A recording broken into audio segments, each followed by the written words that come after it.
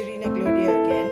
So today I'm going to make a brown stew, and this is my way of making brown stew, Anglo-Indian brown stew. For that, I am taking these 3 carrots, 2 potatoes, I've got 4 noodles, and a handful of French beans.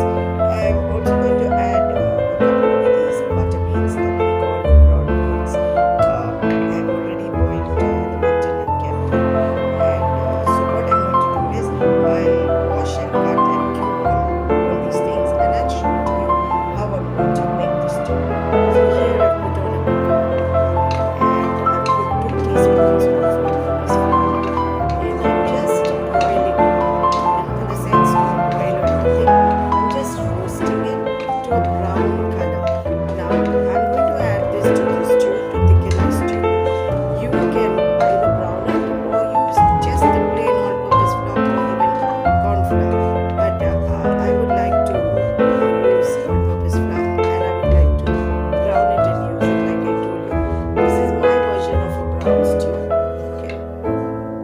So I put on a cooker, and into that 2 tablespoons of oil. I hope you're getting a good view of it.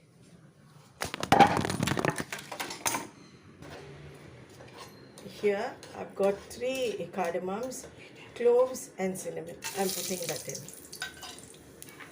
Along with that, I'm putting 1 slit chili and these 1 single medium-sized onion. We'll fry that all up.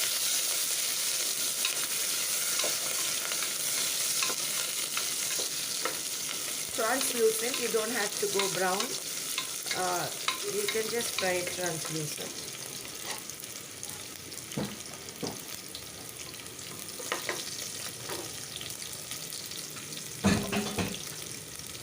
Okay. Now I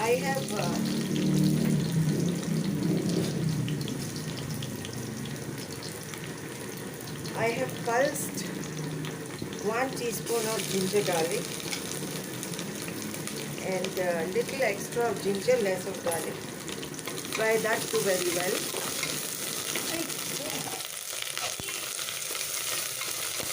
Fry that very well.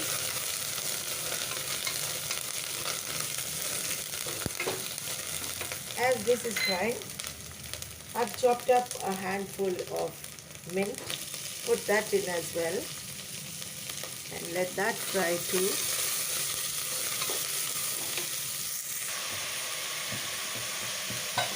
So now that we put in all the washed and cleaned vegetables, we'll fry it really well till it gets a nice roasted film on them, which will give us a very good flavor. Okay, so I am putting 1 ball of tomato puree. I have made this tomato puree at home and homemade, and I have frozen them. Okay, I've taken them out in scoops and I've frozen them. So I'm using 1. If you don't have the tomato puree, you can chop up 2 medium-sized tomatoes and put it. Okay? Okay, having said that, here's my boiled mutton with a little bit of bone. I've put it in. Okay, we'll stir that too very well. I've also got some broth out of it. I'll use that too. Some mutton broth that I have boiled it in. I got a cup out of it. Okay, so there you go. We'll mix all this very well, and we'll add a little more of water so that we'll get enough of soup. Okay, so the vegetables will also give us some soup, but I'm putting in another 2 cups of water. Okay, and we'll give it if you want it mashy, all mashed up, then give it 3 whistles. If you want to see the vegetables and want it a little bit on the bite side, then 1 whistle is more than enough. Okay, so I just opened the cooker, and this is how it looks. I hope you're getting a good view of it. See, all the vegetables, the meat and everything is well done. So now the flour that I showed you, the all-purpose flour, I have poured 1 cup of water into that. I have made it into a slurry. There you go, made it into a slurry, and I'm pouring it in. Okay, I'll just pour little by little so I'll know how much I need. Okay, and along with that I'll pour another cup of water.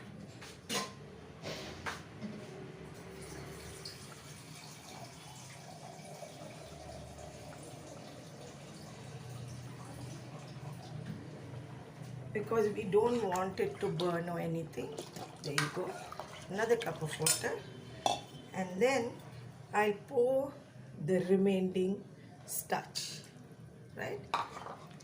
I also added a spoon of salt to taste. The camera did not pick it up, I'm sorry. I'll just taste the salt right now.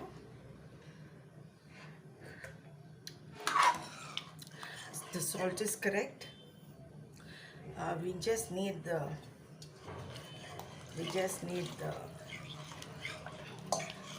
slurry that we just used. We just need that to cook up a bit because it has that raw flavor right now. And remember, we are not using any haldi, turmeric powder, anything. This is brown stew, and again I'm telling you, this is my way of making brown stew.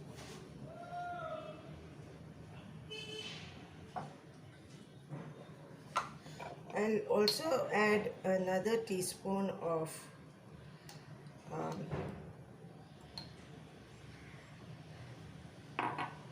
concentrated soup, so it will enhance the flavor further and also give a nice color as well.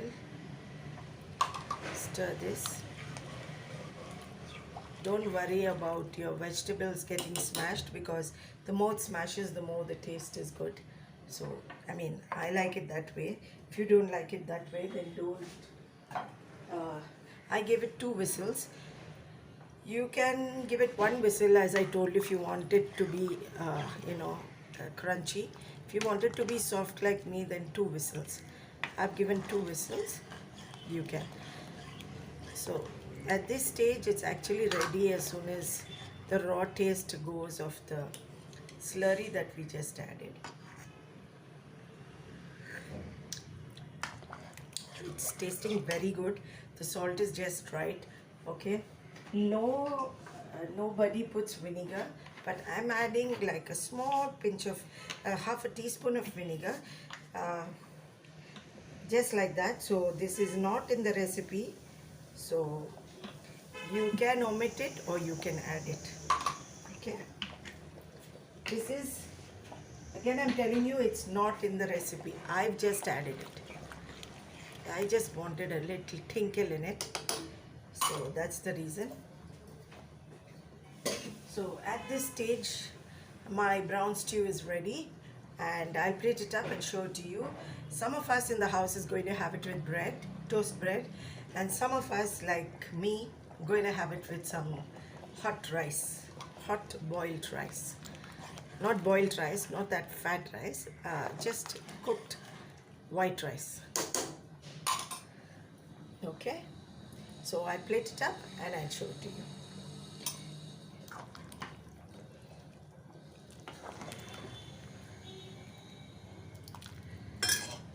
So there you go everyone, my brown stew is ready.